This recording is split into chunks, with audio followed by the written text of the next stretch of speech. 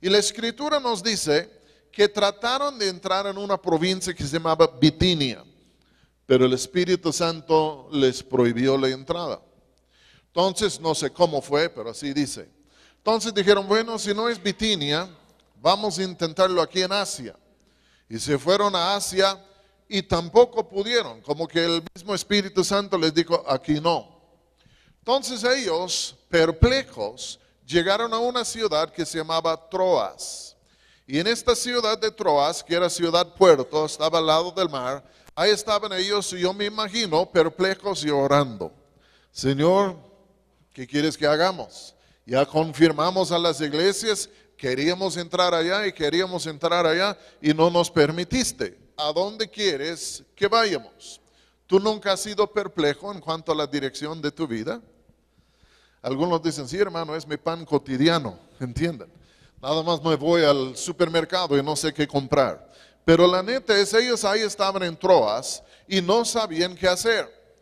Y en la noche dice la Biblia que Pablo en un sueño tuvo una visión. Y en esta visión dice que vio un hombre de Macedonia. Yo me imagino que estaba vestido como un macedonio. Y entonces dice que vio un hombre de Macedonia. Y este hombre en la visión le hacía señas y decía, ven acá y ayúdanos. Y entonces cuando se despertó Pablo y relató su sueño a Silas y otros que estaban con ellos, todos llegaron a la siguiente conclusión. Dios quiere que vayamos allí a Macedonia. Yo creo que tú tendrías la misma conclusión. Si tú en la noche tuvieras un sueño y vieres un vecino diciendo ven acá y ayúdanos, a lo mejor te despertarías en la mañana diciendo ¿por qué soñé esto? Entonces a lo mejor debo ir a visitar al vecino.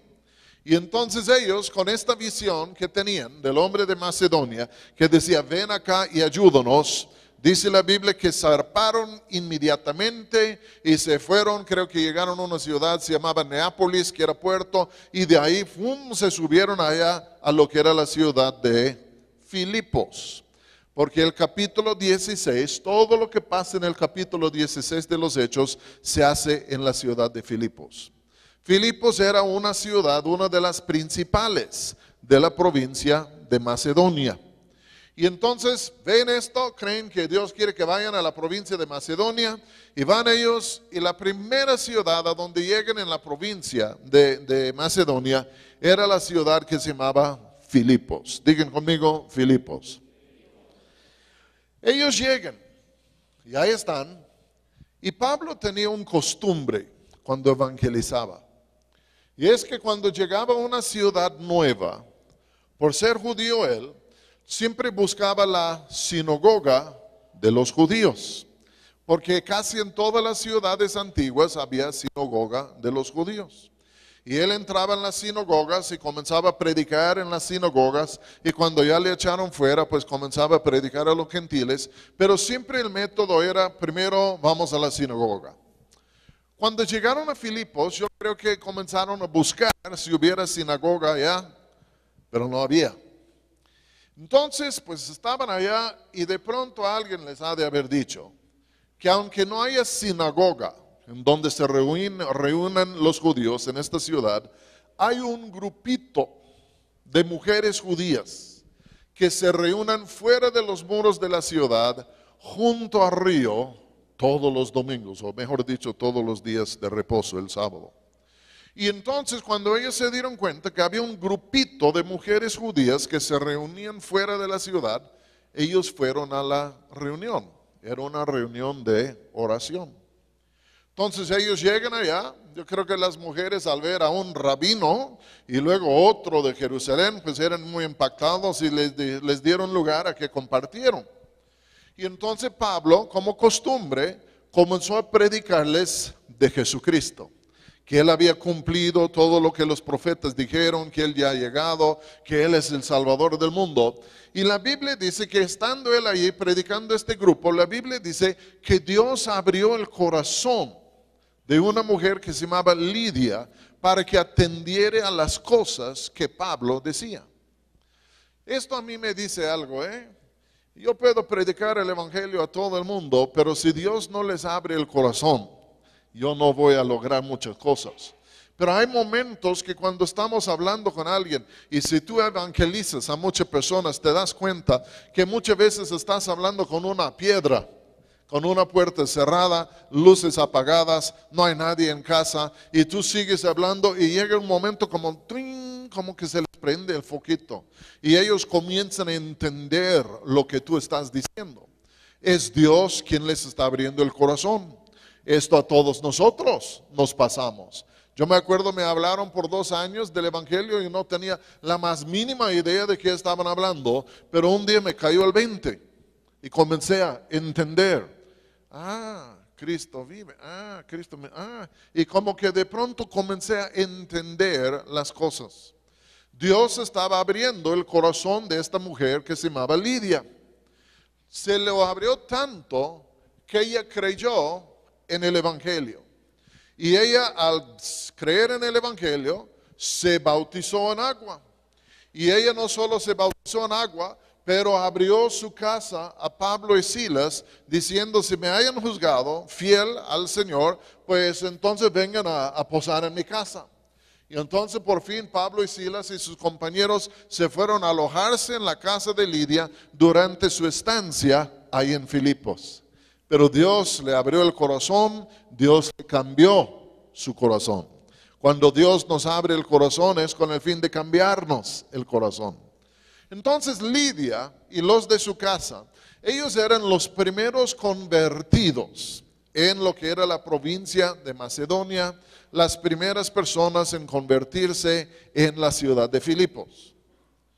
Bueno, la Biblia nos dice que la cosa les fue tan bien allá que todos los días iba Pablo al lado del río a donde se reunían las mujeres y los estaba predicando todos los días fuera de los muros de la ciudad. Pero un día, cuando ellos iban, de pronto se dieron cuenta que alguien les estaba siguiendo. No era nadie de un cartel ni del crimen organizado, pero se dieron cuenta que alguien les estaba siguiendo y era una chica que tenía un espíritu de adivinación. Y esta chica les comenzó a seguir, yo no sé a cuántos pasos por atrás, pero les comenzó a seguir y ella comenzó a alzar su voz, y la Biblia, el griego, nos da a entender que era una voz fea, como de cuervo. Y ella comenzó a alzar su voz y comenzó a decir a todos: estos son los siervos del Dios Altísimo, que han venido a enseñarnos el camino de la salvación. Y andaba atrás de ellos, pero a voz fuerte, gritando esto a todo el mundo. Lo que ella decía, fíjense, era la verdad.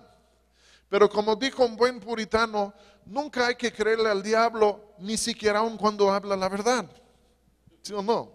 Y entonces ella andaba atrás de ellos, era una chica con un espíritu de adivinación, haciendo escándalo: estos son los siervos. Y al fin de cuentas, ¿qué creen? Se enfadó el apóstol Pablo. Y él dijo: yo me voy a casa, ya no voy a predicar más aquí. ¿Así es lo que dijo? No, se enfadó el apóstol Pablo, se voltea, yo no sé si le señaló con el dedo, pero se voltea y dice: en el nombre de Jesús, yo te mando que salgas de ella. ¿Y qué creen? En este mismo momento, ¡fum!, se fue el espíritu. Ella fue liberada, digamos, de este espíritu de adivinación. Y todos nosotros diríamos: aleluya. Pero este provocó un problema, porque la chica era esclava. Ella era propiedad de algunos que usaban su espíritu de adivinación como en negocio, ¿entienden? Entonces tenían la esclava con el espíritu de adivinación, venían gentes a consultar al espíritu de Pitón que estaba en ella y ellos cobraban entrada, ¿entienden? Y lo triste es, o lo bueno es, que cuando Pablo echó fuera el espíritu de adivinación, ¿qué creen ustedes que pasó? Ya no pudo adivinar más, les echó a perder el negocio. Y la gente ya venía para consultar a la chica con el espíritu de adivinación y ella y ya no pudo decir nada. Y entonces los amos se molestaron. Estos ingratos nos echaron a perder el negocio. Y entonces agarraron a Pablo y a Silas y los llevaron al corazón de la ciudad y los llevaron ahí delante de los magistrados de la ciudad y los acusaron, diciendo: estos que son judíos ya han venido aquí a turbarnos, están enseñando costumbres que no son lícitos para nosotros como romanos a recibir, y los acusaron ahí delante de los magistrados. ¿Y qué creen? Los magistrados ni siquiera investigaron el caso. Qué cosa tan curiosa, ¿no? Nada más los condenaron y con esto pues en sí les rasgaron los vestidos y les dieron no sé cuántos azotes y luego los llevaron a la cárcel, los entregaron al carcelero y el carcelero los lleva por adentro de la cárcel, que era una cueva, y ahí les mete por adentro en el calabozo, dice. Y dice, fijó sus pies en el cepo y ¡chum!, cerrada la puerta y ahí estaban. ¿Cuántos quieren ser exorcistas? Nadie. Entonces ahí estaban ellos adentro de la cárcel. Pero la Biblia dice esto, que a la medianoche comenzaron a pelear Pablo y Silas. Y Silas le miró a Pablo y dice: lo regaste bien feo, mano. Ya tomaste una decisión sin antes consultarme, y es por tu culpa que aquí estamos en la cárcel. ¿Así es lo que pasó? ¿No? ¿Qué pasó? A la medianoche, en vez de estar peleados allá por lo ocurrido, a la medianoche dice que comenzaron a orar y a cantar himnos a Dios. Himnos, no coritos, himnos. Comenzaron a cantar himnos a Dios. Y la Biblia dice que todos les oyeron. Los otros presos, yo me imagino hasta el carcelero y todos, pero todos los oyeron. Allá estaban ellos a la medianoche cantando himnos a Dios. Con los pies en el cepo, ya en sí, habiendo sido azotados en un lugar bien oscuro y feo, a lo mejor lleno de ratas y cucarachas, pero ahí estaban ellos glorificando a Dios. Y luego sucedió algo, se van a acordar. Luego sucedió algo increíble. De pronto vino un gran terremoto. ¿Se acuerdan? Porque Macedonia, Grecia, Turquía son zonas sísmicas, y de pronto vino un gran terremoto. Y cuando vino el terremoto, dice la Biblia que se abrieron las puertas de la cárcel, que las cadenas cayeron. Y de pronto ellos fueron como puestos en libertad. Y la Biblia nos dice esto, que despertándose el carcelero, yo creo que ya estaba dormido, ya con el temblor, ¡pum!, le saca de la cama. Yo me acuerdo hace años estuve en Honduras y estaba bien dormido y me desperté, la cama estaba temblando fuertemente, me levanté en los pies, corrí a la puerta, dije a mis compañeros: córrense, está temblando. Y escuché una risa de alguien. Y luego me di cuenta que no era un temblor, sino que yo estaba roncando tan fuerte que mi compañero se levantó y comenzó a dar patadas a mi cama para despertarme. Yo creía que era temblor, ¿entienden? Este no pasó con ellos, era un temblor, ¿está bien? Pero dice que el carcelero, despertándose, entró adentro de la cárcel porque él creía que todos habían huido y estaba al punto de matarse. Fíjense lo que voy a decir. En tiempos romanos, si un soldado, un custodio, quien fuere, tenía en su cuidado un preso y el preso escapare, el que le custodiaba tenía que dar la vida en el lugar de aquel que escapó. ¿Entienden? Imagínense si tuviéramos esta costumbre el día de hoy. Sea como sea. Pero este hombre, creyendo que se habían ido ellos, estaba al punto de matarse, de caer sobre su espada, porque decía, ya todos se fueron, yo estoy frito, no me queda otro. Y es en esto que la Biblia dice que Pablo le dijo a Silas, no digas nada, está al punto de matarse. Y una vez que se haya matado, ya nos vamos. ¿Así es lo que dijo? No. Viéndole que estaba al punto de matarse, dice Pablo, no te hagas ningún daño. No te hagas ningún daño. Y se viene el hombre adentro, precipitándose, cayó a los pies de ellos temblando. Y luego les hizo la pregunta, señores, ¿qué debo hacer para ser salvo?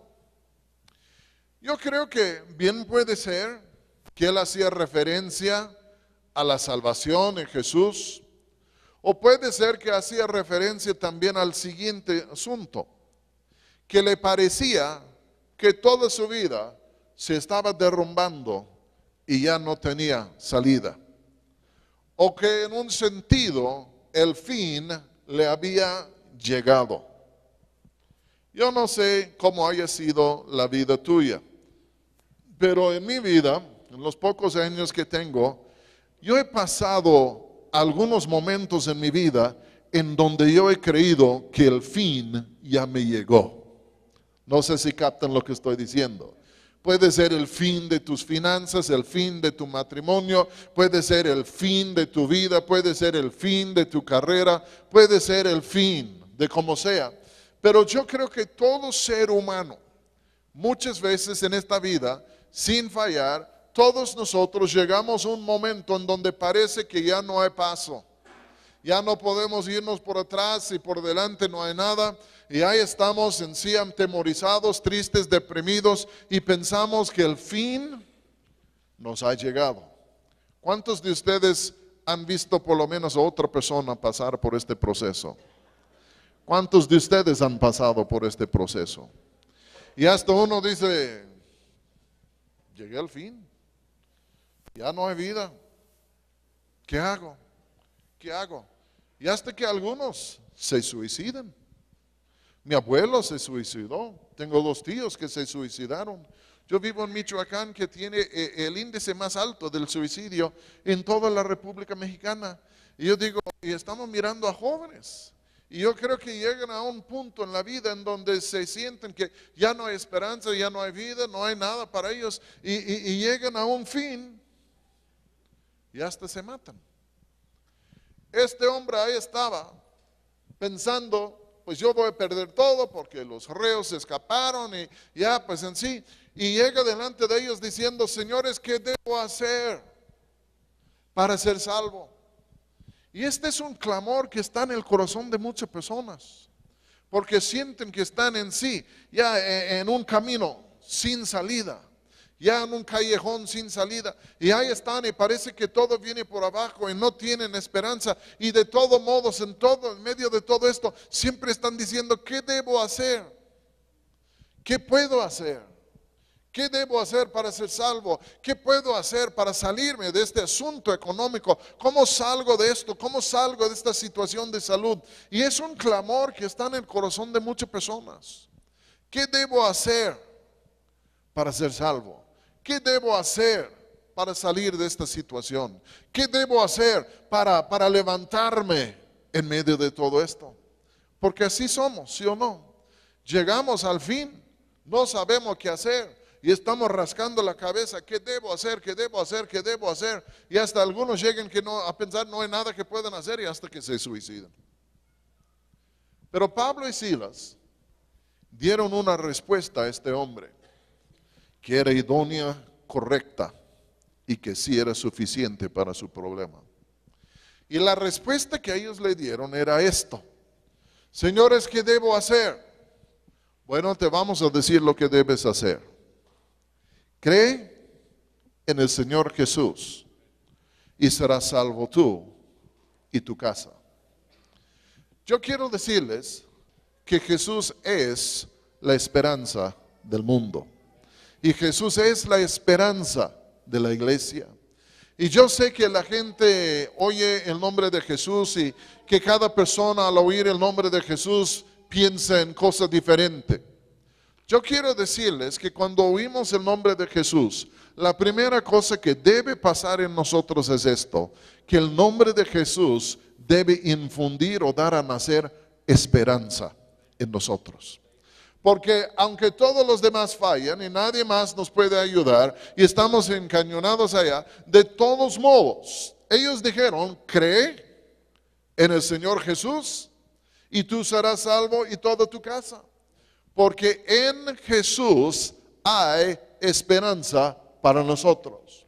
Y el diablo viene y milita en contra de nosotros y nos dice, ni aun en Jesús hay esperanza para ti. Pero yo he aprendido algo a lo largo de los años. Satanás es un mentiroso, a mí no me quiere y él quiere invalidar a Jesús.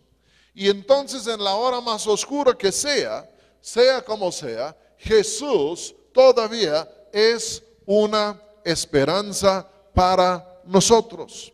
Y dice, cree en el Señor Jesús y serás salvo tú y tu casa. Ay, pues él ahí está, aquí estoy yo. No.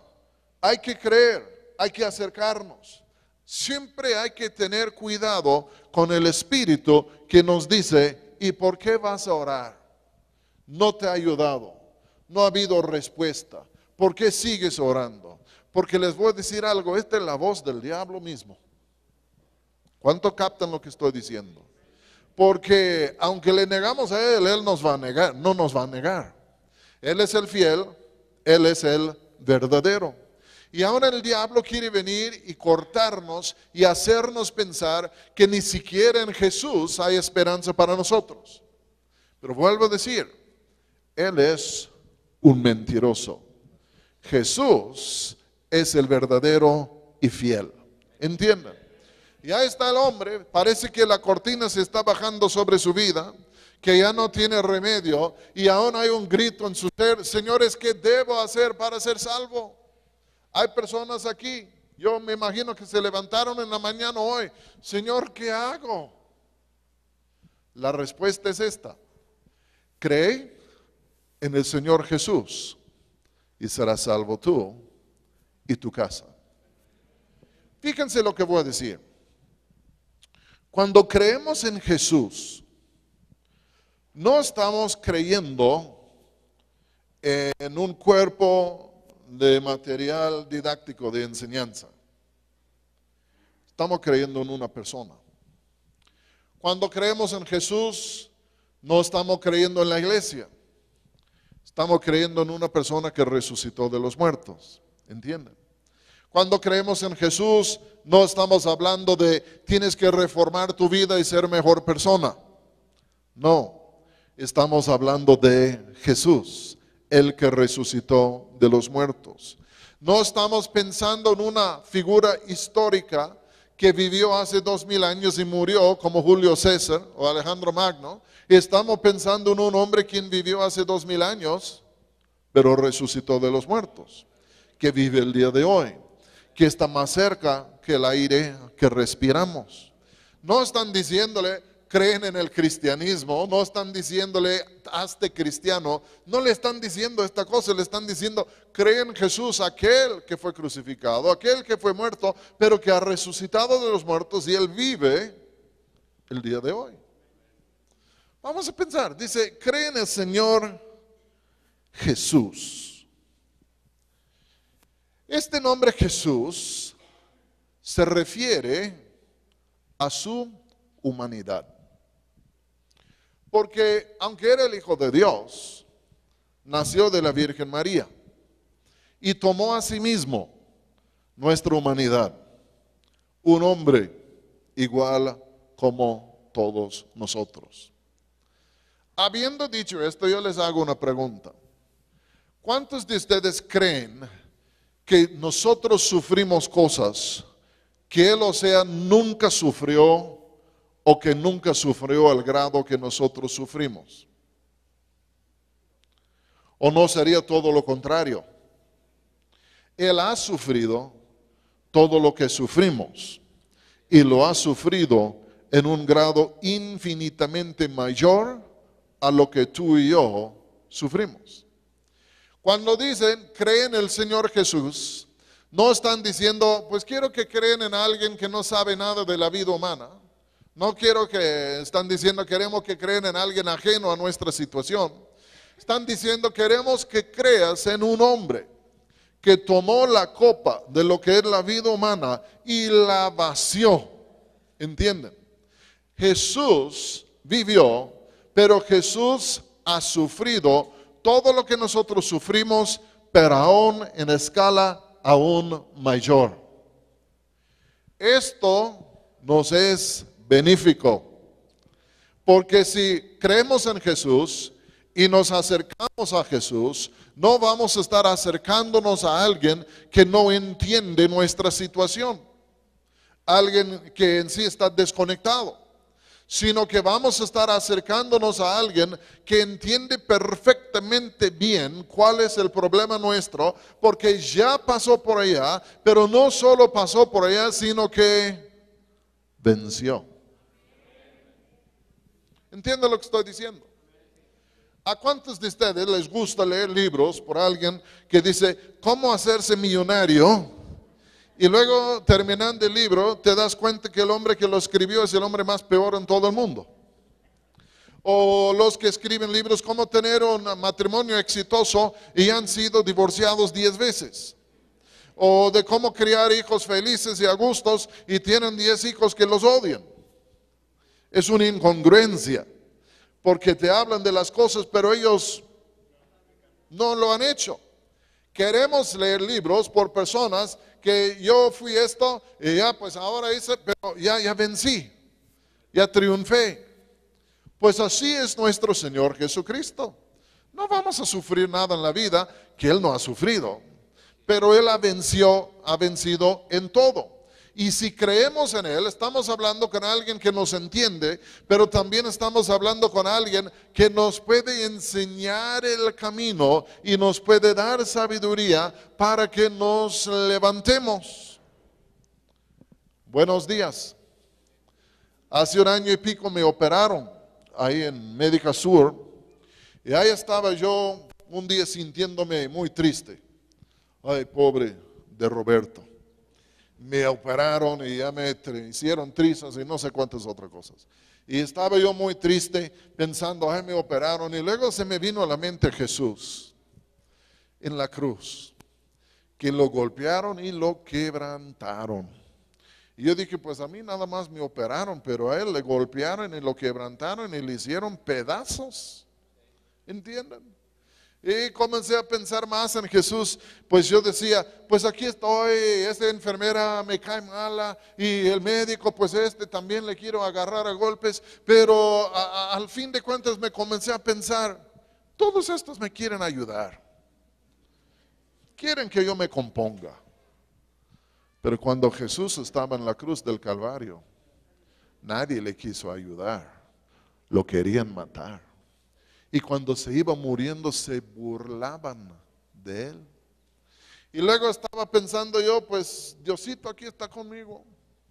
Y luego me puse a pensar, Dios solo está conmigo en medio de mis sufrimientos. Porque no estuvo con Jesús en sus sufrimientos. Porque Él dijo, Dios mío, ¿por qué me has abandonado? Y Él echó este clamor, Dios mío, ¿por qué me has abandonado? Para que yo nunca sería abandonado por Dios, mediante su sangre. Y al fin de cuentas, hay profundidades muy oscuras que tocamos en este mundo. Pero al fin de cuentas Jesús aún al morir en la cruz y decir consumado es, no es que Él decía ya el fin llegó y ya no hay más, sino que Él sabía que el Padre lo iba a resucitar. Hay profundidades que tocamos en este mundo, pero quiero decirles algo, lo profundo que sea, Jesús ha tocado un fondo aún más profundo.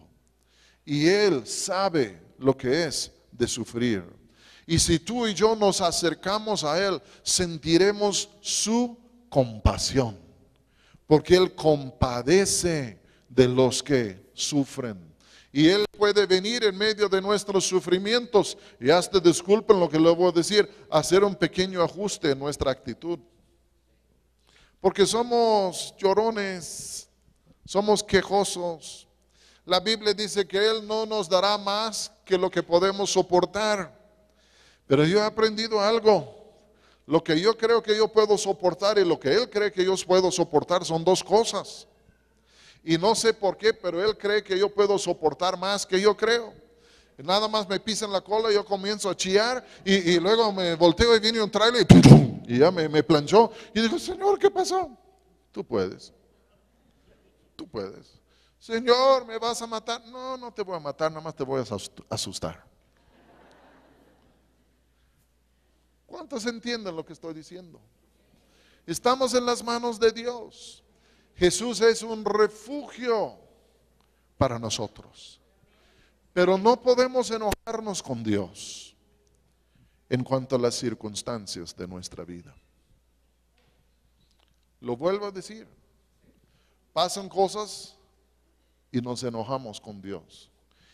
Te estoy sirviendo, ¿y por qué? Y ya me voy, y ya. Y el diablo se pone a reír diciendo a Dios, ya te dije,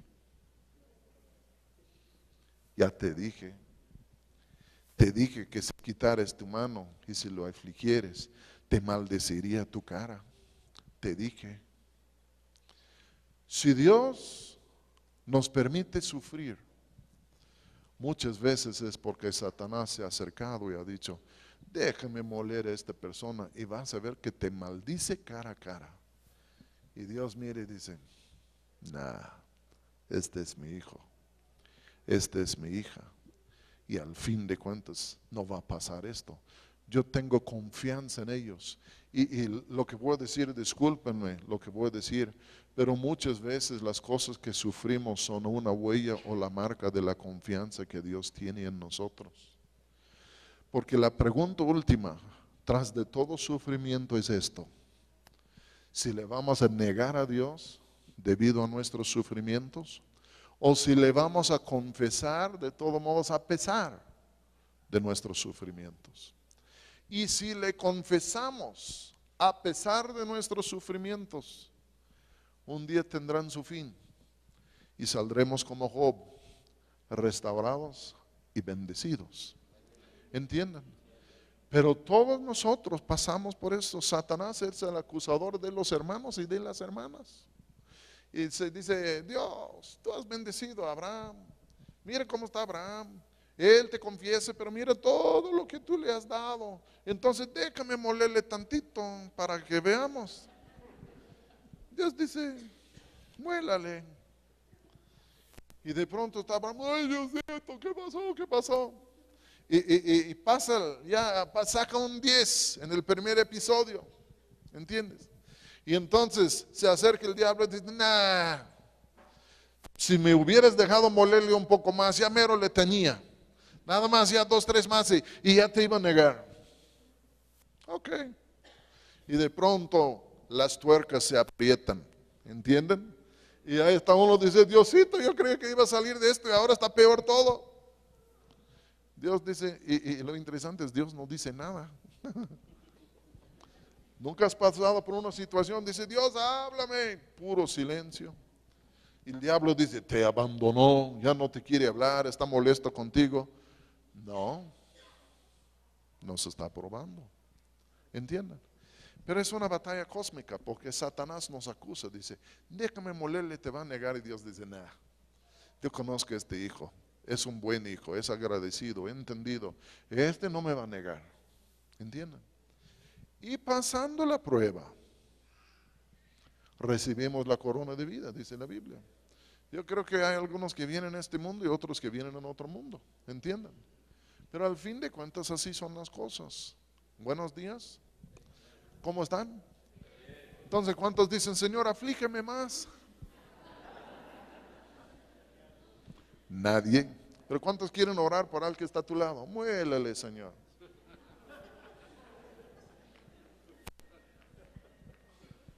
¿Qué le dijeron? Cree en el Señor Jesús y serás salvo tú y tu casa. El fin me llegó. Ok. Si quieres saber qué hacer, cree en el Señor Jesús. Él vive, está presente.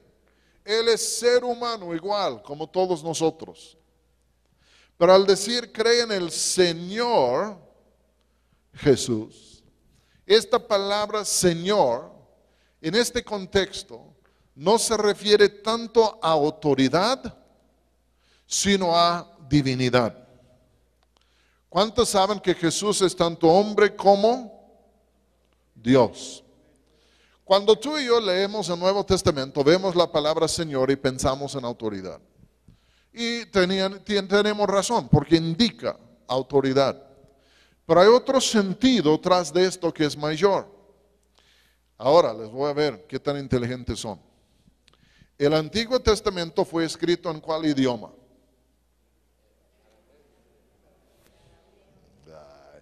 Hebreo y un poquitito de arameo, pero en hebreo.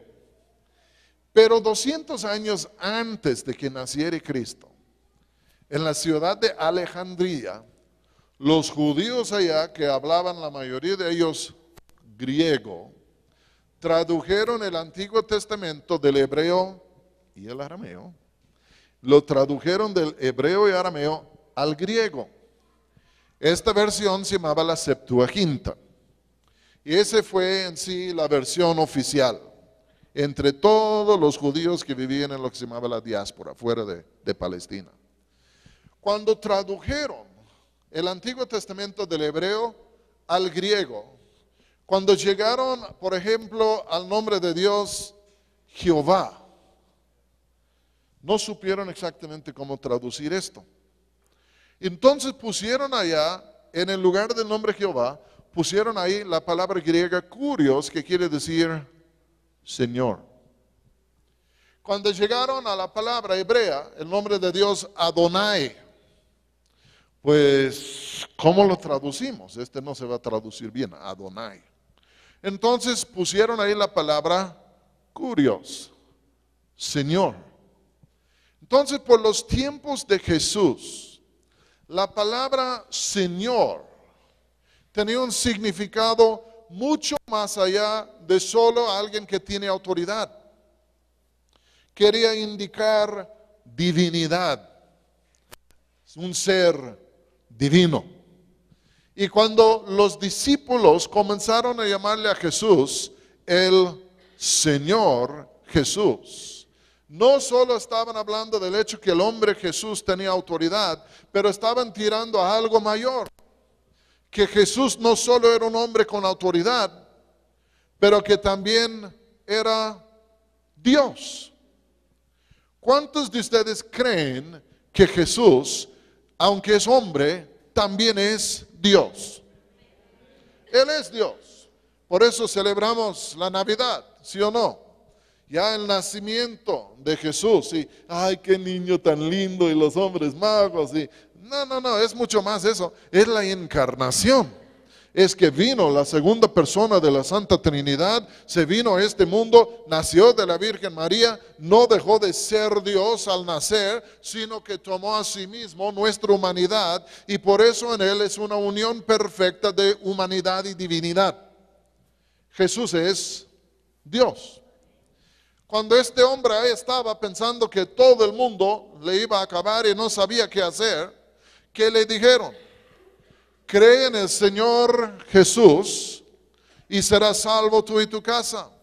Él vive, Él es un hombre, Él nos entiende, pero además, Él es Dios. Yo te voy a hacer una pregunta. Si Jesús es Dios, ¿qué hay que Él no puede hacer para nosotros? ¿Entienden? Porque no estoy creyendo en una religión, estoy creyendo en un hombre quien es divino. Estoy creyendo en Jesús, quien es Dios. Y entonces si se nos viene todo el mundo por abajo, qué bueno que podemos clamar a Él y Él nos entiende por haber vivido en este mundo, pero hay muchos que nos entienden en un sentido, pero no tienen la capacidad de ayudarnos. Pero Jesús nos entiende, y no solo nos entiende pero tiene la capacidad divina de poder ayudarnos a todos nosotros. Yo quiero decirles algo que algunos entenderán. En el pentecostalismo hemos reducido la persona de Jesús a solo ser un hombre lleno del Espíritu Santo. Quiero decirles algo, Él no es solo un hombre lleno del Espíritu Santo, Él es Dios encarnado. Él es Dios eterno. La Biblia dice que todo lo que hay, Él lo creó. La Biblia dice que todo lo que hay, un día Él va a traer terminación a todo lo que hay, porque Él es Dios. Y entonces si yo comienzo a clamar a Jesús en medio de mis problemas, no solo estoy lloriqueando con alguien que es un hombre como yo, sino estoy clamando a alguien que tiene el poder divino para hacer las cosas que yo necesito. ¿Están conmigo? Aunque no siempre hace las cosas a mi manera. ¿Se han fijado en esto? De vez en cuando Él tiene una opinión un poco diferente que la tuya en cuanto a lo que se debe hacer. Pero yo les quiero decir algo. Aun si Él no hace las cosas en la manera que nosotros creemos que se deben hacer, Él sigue siendo bueno y su misericordia es para siempre. Yo me acuerdo, le decía a Juan cuando veníamos, teníamos él y yo un amigo hace años que se le pegó un cáncer. Y comencé a orar todos los días. Señor, sana a Nico, se llamaba Nico. Sánalo, Señor, y muestra tu bondad y tu misericordia. Demuestra que tú eres bueno. Sánalo, sánalo. Ya, Señor, retándole, muéstranos que tú eres bueno, sánalo. Y un día el Señor vino y me medio reprendió. Él es cosa dura. Dice, si vive o muere, yo de todo modo soy bueno. El año antepasado tenía yo un cáncer y varios días, muchos días, contemplaba la muerte. Pero yo llegué a pensar, Señor, si yo vivo o si yo muero, tú eres bueno y tu misericordia es para siempre, porque tú no puedes dejar de ser como eres. Y si mis ideas de cómo deben ser las cosas no concuerdan con tus ideas de cómo deben ser las cosas, tus ideas son mejores. Y yo sé que tú eres bueno y tu misericordia es para siempre. Y yo no me retracto y no me muevo de esta peña. Yo me quedo aquí y así lo confieso. Y es por eso que hay momentos que los cristianos están confesando que Dios es bueno y su misericordia es para siempre en la cara de todos los desastres del mundo. ¿Cuánto captan lo que estoy diciendo? Pero quiero decirles que el desastre que se nos viene no es la palabra final. No es el veredicto final en cuanto a quién es Dios. Simplemente está desarrollando, desempeñando sus propósitos y cuando Él viene, yo creo que nos vamos a quedar con la boca cerrada, callados. Dios mío, yo no entendí. Tú eres bueno, tu misericordia es para siempre, tu sabiduría es incontable. ¿Entienden? Sin embargo, hay muchas situaciones en este mundo. Si nos humillamos y clamamos a Él, Él por ser hombre, por entendernos, Él por ser Dios, si clamamos a Él, Él sí interviene. Él sí viene y hace buenas cosas. Yo voy a terminar en unos minutos más, pero les voy a decir algo. ¿Cuántos de ustedes han tenido problemas económicos? Yo voy a levantar un pie también. Y cuando tenemos problemas económicos, comenzamos a orar. Oh Dios, mándame una lana. Señor, que pasan unos narcos en un avión y que se me caiga una maleta de billetes. ¿Sí o no? Porque estamos pidiéndole a Dios un milagro económico, una provisión fantástica. A mí me ha pasado lo siguiente. Oh Señor, mándame un dinero. Y de pronto se baja un papelito del cielo. Y digo, yo pedí $1,000,000 ¿y este papelito qué es? Y lo agarro. Y el Señor dice, ponte a diezmar Ponte a administrar bien tus bienes, no gastes más de lo que ganes, y en 3 años vas a salir de este apuro y cancela tus tarjetas de crédito. Satanás, te reprendo.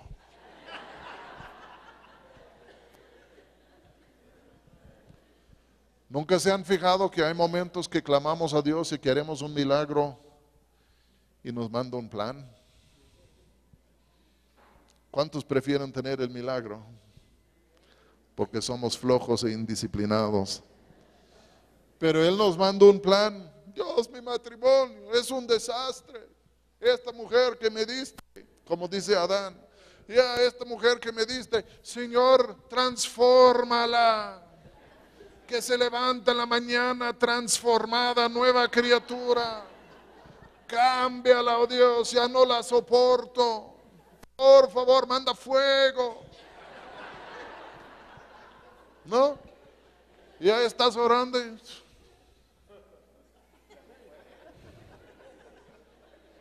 ¿Esto qué es? ¿Qué? Maridos, amad a vuestras esposas. Este es del libro de Mormón.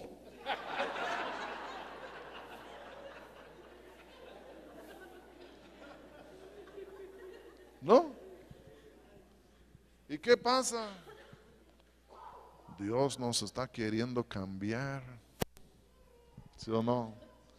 Hay momentos que Dios nos pone en apuros porque son en los apuros en donde nos cambia. Buenos días. ¿Cuántos están conmigo? Yo prefiero un milagro, hermano.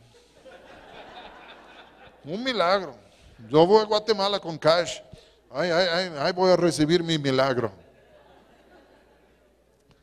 Los milagros nos han hecho flojos e indisciplinados. Creemos que el milagro es el remedio de todo. Pero muchas veces no es así. ¿Cuánto captan lo que estoy diciendo? Vamos a terminar. Este hombre creía que su mundo se venía por abajo. Y en un sentido sí venía por abajo. Y estaba ahí. ¿Qué debo hacer, señores? ¿Qué hago para ser salvo? Vete a Guatemala. No. ¿Qué debo hacer para ser salvo? Siembra ahí con enlace. Y ahí todos tus parientes se van a convertir, hasta los que están en la tumba. No, perdón.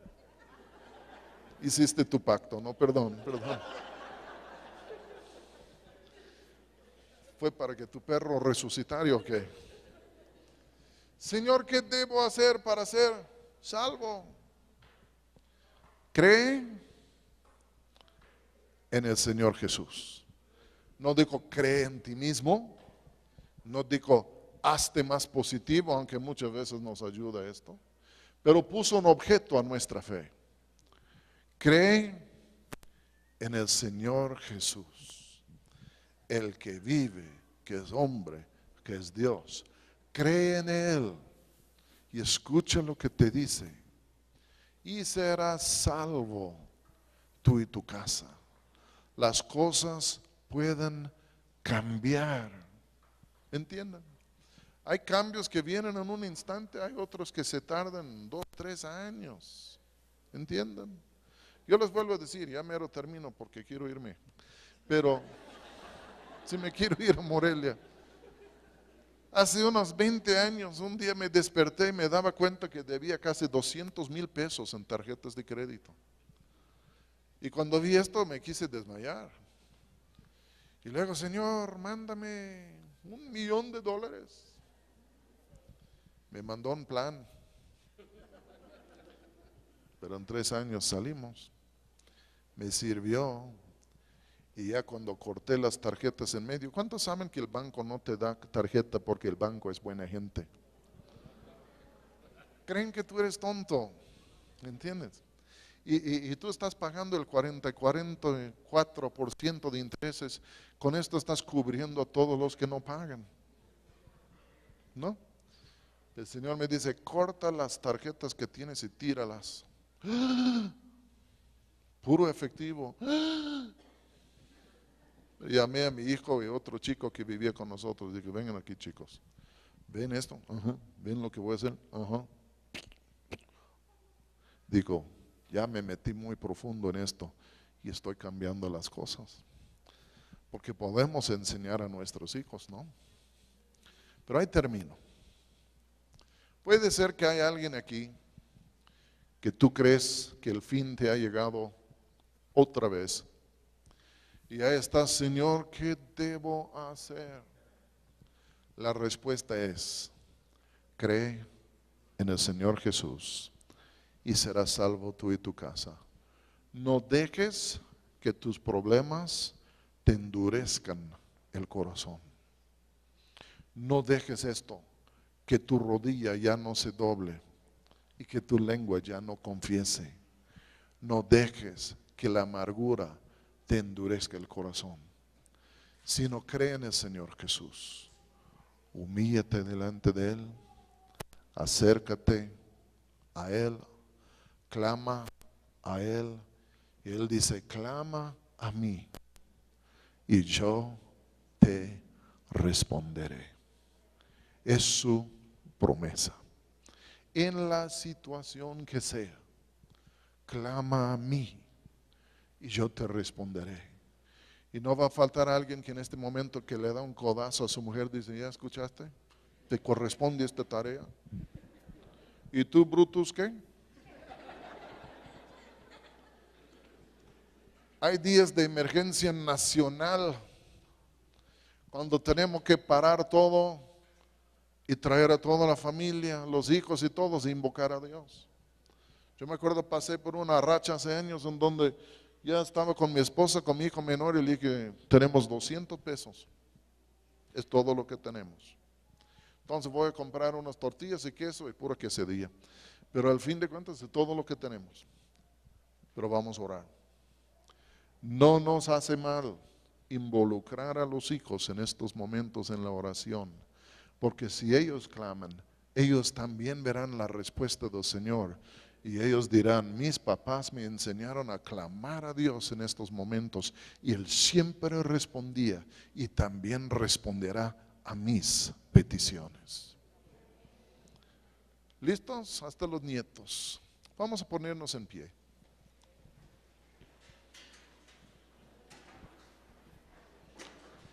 ¿Qué le dijeron? Digan conmigo, cree en el Señor Jesús y serás salvo tú y tu casa. Hay personas que toda su vida es un desastre. No son cristianos. Quieren salir de la situación en donde están. Y están diciendo, ¿cómo lo hago? Yo fui drogadicto por años y quería salir, pero no sabía cómo. Y decía, ¿cómo lo hago? ¿Cómo lo hago? Un día vino alguien y me dijo, te voy a decir cómo. ¿Cómo? Cree en el Señor Jesús y serás salvo tú y tu casa. Y es la verdad, yo soy salvo, mi madre se convirtió, mi hermano apenas después de 40 años que yo tengo de cristianos, apenas mi hermano se convirtió. Yo digo, más vale tarde que nunca, ¿entienden? Pero se convirtió. Y estamos hablando de situaciones de la vida, pero puede haber alguien aquí que tú ni siquiera eres cristiano y tu vida es un desastre y tú dices, ¿qué debo hacer? Te voy a decir, cree en el Señor Jesús y serás salvo, tú y tu casa.